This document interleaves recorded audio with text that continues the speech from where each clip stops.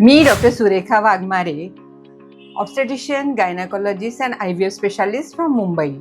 आमच्या क्षेत्रामध्ये रोज नवीन नवीन शोध लागत आहेत, नवीन नवीन टेक्नॉलॉजीज येत आहेत. त्यामुळे ट्रीटमेंट खूप ॲडव्हान्स झालेलं आहे.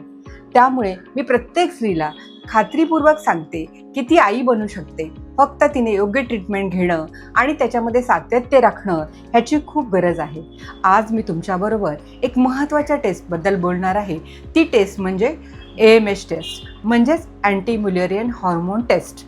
त्याबद्दल आपण डिटेलमध्ये बोलूया. आपल्या सर्वांना आत्तापर्यंत माहितीच झालेलं आहे की हे गर्भाशय आहे, त्याच्या बाजूला ट्यूब्स आहेत आणि इथे ओव्हरीज आहेत. ओव्हरीज म्हणजे अंडाशय आहेत. तर ह्या अंडाशयामध्ये छोटे छोटे फॉलिकल्स असतात, त्याचा अंड तयार होतं, आपल्या सर्वांना माहिती आहे. आता हे जे फॉलिकल्स असतात त्या फॉलिकलच्या भोवती एक अत्यंत छोट्या छोट्या सेल्स असतात, त्याला ग्रॅन्युलोजा सेल्स म्हणतात. आणि त्या ग्रॅन्युलोजा सेल्स एक प्रकारचं हॉर्मोन सिक्रेट करतात, त्याला AMH किंवा अँटी म्युलेरियन हॉर्मोन असं म्हणतात. आता आपल्याला देवाने एक स्टॉक दिला आहे अंड्याचा. आता जेव्हा मुलगी आपल्या पोटात असते, म्हणजे गर्भाशयात जेव्हा मुलीचा गर्भ असतो तेव्हा तिच्या अंड्यामध्ये तेव्हाच तिला अंडाशय तयार झालेली असतात. आणि त्या अंडाशयामध्ये जवळजवळ 6 मिलियन एवढी अंडी असतात. जेव्हा मुलीचा गर्भ किंवा मुलगी जन्माला येते आणि तेव्हा तिच्या ओव्हरीमध्ये अराउंड 1 मिलियनपर्यंत अंडी असतात. जेव्हा मुलगी मोठी होते, प्युबर्टीला येते, पाळी येते, तेव्हा अराउंड 3 लाखापर्यंत अंडी असतात. आणि तिची जशी जशी मोठी होते, 25 वर्षाची, 35 वर्षाची, 40 वर्षाची, तशी तशी तिच्या शरीरातील अंड्याचं प्रमाण कमी होत जातं. आणि म्हणूनच असं देवाने एक सुंदर रचना केलेली आहे आणि आपल्याला गर्भधारण्यासाठी एक ठराविक पिरियड दिलेला आहे. आणि तो पिरियड हा आपल्या सर्वांसाठी हा एक गोल्डन पिरियड आहे. असं नाही की आपण पाळी गेल्यावर गर्भधारणा करू शकणार नाहीत.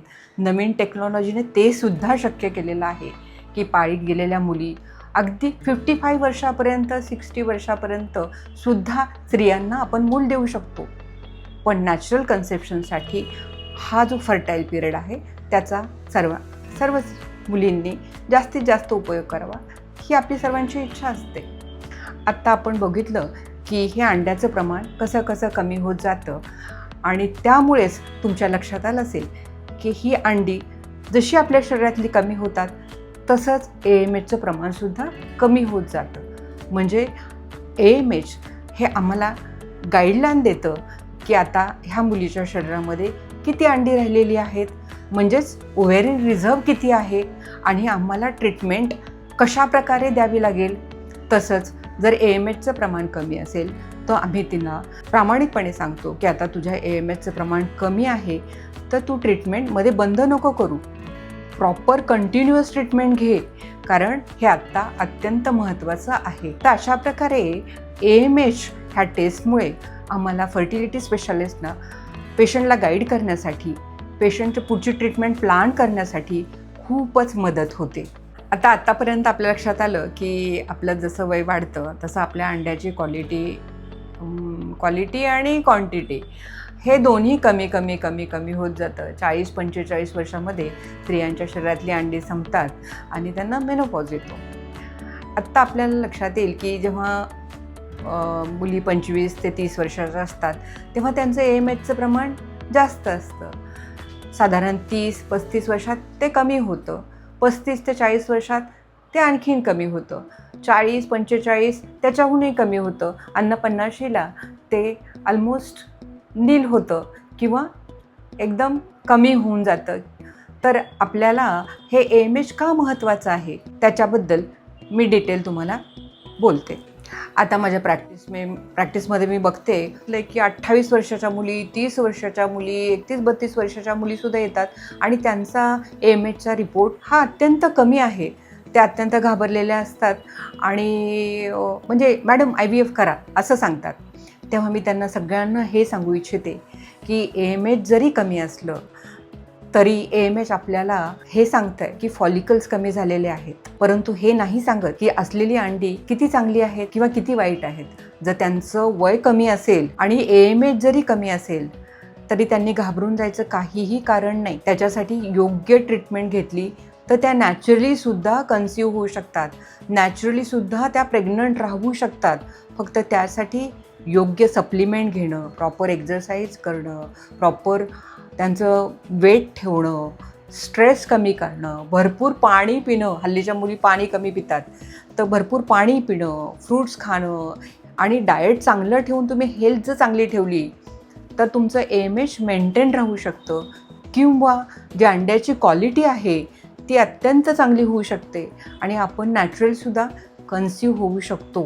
परंतु एवढंच आहे की तुम्ही फर्टिलिटी स्पेशालिस्टकडे जाणं खूप गरजेचं आहे आणि योग्य ट्रीटमेंट सातत्य राखून करून घेणं खूप गरजेचं आहे. एवढंच मी त्यांना सांगू इच्छिते. ह्या AMH कमी असलेल्या मुलींना मी एकच विनंती करेन की त्यांनी प्रॉपर फर्टिलिटी स्पेशालिस्टकडे जाण्याची गरज आहे, प्रॉपर ट्रीटमेंट घेण्याची गरज आहे. अगदीच मेजर फॅक्टर असतील तर डॉक्टर डेफिनेटली तुम्हाला IVFचा सल्ला देतील, परंतु आपण नाराज होण्याची काहीही गरज नाही आहे, कारण तुम्ही आई बनू शकता ह्याची मला खात्री आहे. आता एक माझी पेशंट आहे, कांजूरबागची पेशंट होती, रूपा तिचं नाव, आणि साधारण ती 28-29 वर्षाची असेल. शी वॉज ओबेस आणि शॉर्ट.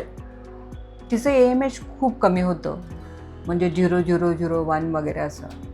आणि एवढ्या लहान मुलीला मला काही म्हणजे हेच नाही करायचं होतं, म्हणजे लॅप्रोस्कोपीसुद्धा करण्याची इच्छा होत नव्हती, इतकी लहान मुलगी ती. आणि लग्नाला फक्त 2 वर्ष किंवा 3 वर्ष झाली होती. तर प्रॉपर मी तिचं फॉलिक्युलर मॉनिटरिंग करून तिला ट्रीटमेंट दिली, पण ती साधारण 3-4 महिन्यामध्ये किंवा 6 महिन्यात कन्सिव्ह नाही झाली. तर नाही झाली तर मी पुढचं प्लॅन लॅप्रोस्कोपीचं केलं.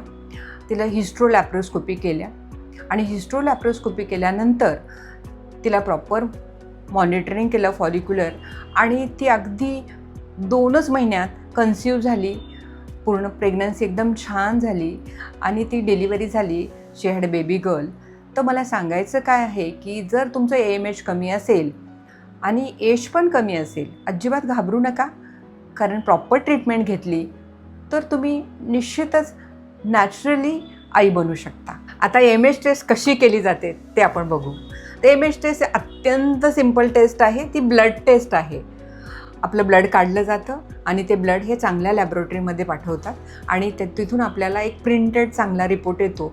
तो रिपोर्ट मी स्क्रीनवर दाखवत आहे. आता ह्याच्यामध्ये बघा की AMH लेवल जर 0.3 किंवा त्याच्यापेक्षाही कमी असेल तर हा झाला very low AMH report. 0.3 to 2.9 हा झाला लो.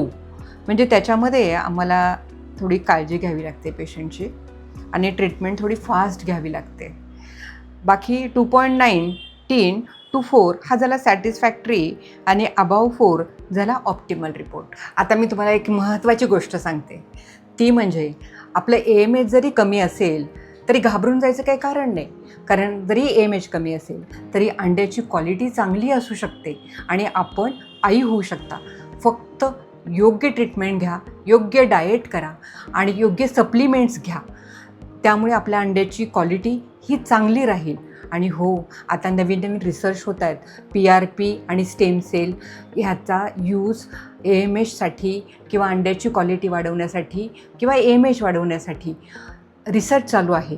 त्यामुळे मी प्रत्येक स्त्रीला ही खात्री देते की ती आई होऊ शकते. हे चॅनल आपलं आहे, त्यामध्ये अत्यंत अभ्यासपूर्ण आणि अनुभवसंपन्न माहिती मी आपल्यापर्यंत पोचवत आहे. तरी आपण सबस्क्राईब, लाईक आणि शेअर करा आणि हां, कॉमेंट पण जरूर करा. We create life, we give healthy intelligent childrens to the families to make all families happy families. हे आमचं ब्रीदवाक्य आहे.